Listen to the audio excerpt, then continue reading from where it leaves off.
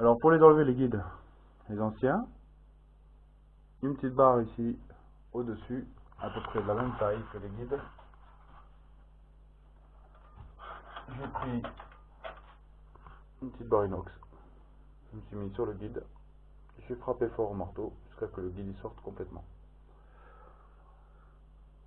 Bien entendu, je ne vais pas refaire la même opération pour mettre les nouveaux guides, parce que ceux-là, je ne veux pas les abîmer. Et je vais vous montrer comment je vais procéder pour mettre les nouveaux guides. Voilà.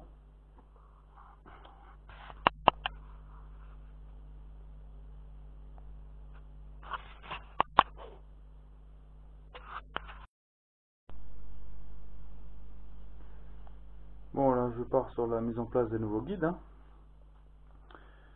Voilà, donc, voilà comment ça se présente, le guide de soupape. Surtout pas abîmer la partie au-dessus. Donc c'est pour ça qu'on va pas la mettre en frappant. Hein, parce qu'on ne peut pas procéder comme quand on les enlève. Hein, parce que on risquerait de les abîmer, de les déformer ou d'abîmer même la collerette en haut, là où alors que c'est le joint de soupape qu'on vient après encoucher justement là-dessus.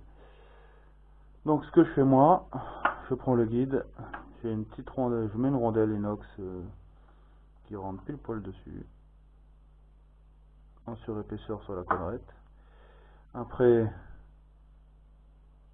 j'ai un morceau de laiton, une petite barre de laiton que je vais poser comme ça dessus, que je vais centrer.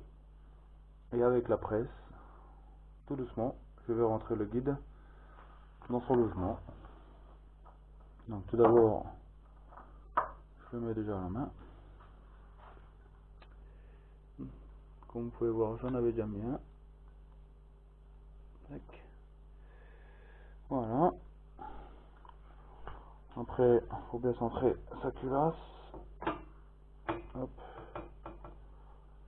En équilibre. Bien entendu. Parce que bon, voilà. Si vous mettez des plaques plus grandes sur votre petite presse, il n'y a pas de problème d'équilibre. Hop. Voilà. Je bouge encore un peu la culasse. Ok.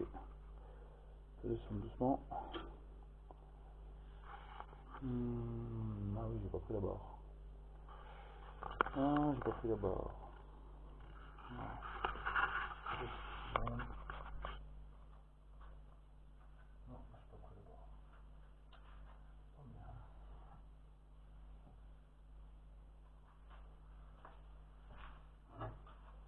Voilà.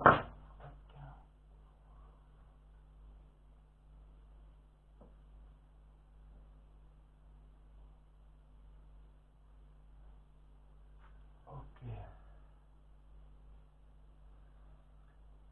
Donc là, j'amène la presse contre.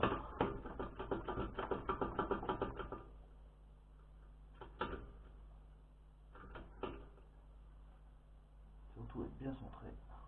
La force soit bien répartie. Bien centré sur le guide. Là, on est doucement contre. Regardez, tout va bien.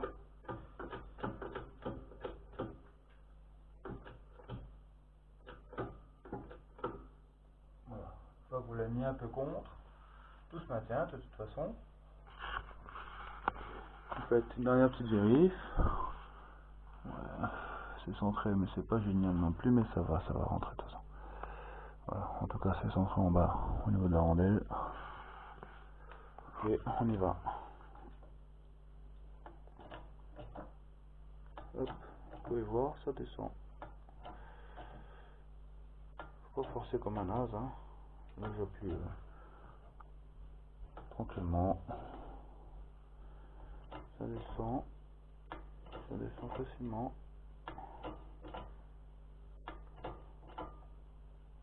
Quand vous êtes au bout, de toute façon vous allez le sentir. On le sent quand on est au bout, hein, de toute façon.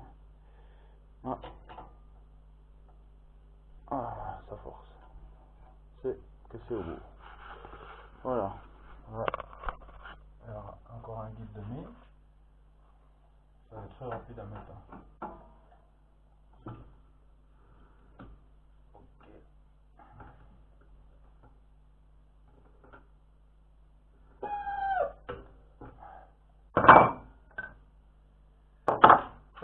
deuxième guide est mis. Hop. Je retourne la culasse, faire sortir la rondelle. Et on passe au suivant. Ainsi de suite. Comme vous pouvez voir, ils sont bien mis. Ils sont à fond. Aucun souci, pas abîmé. Voilà. Vous pouvez les voir à l'intérieur de la classe. Mais bon, là, vu que c'est une classe préparée, parce que la partie vous voyez, elle va sauter. Je vais la couper. Je vais laisser vraiment juste ce que j'ai besoin. Voilà, voilà. Donc, comment on remet des guides de cette manière-là. Et on les chasse, bien sûr, par l'autre sens. Comme je vous l'ai dit tout à l'heure, avec une barre inox. Paf, je tape dessus, je les sors. Voilà. Je vous montrerai sur une autre vidéo comment mettre les joints de queue de soupape. A plus.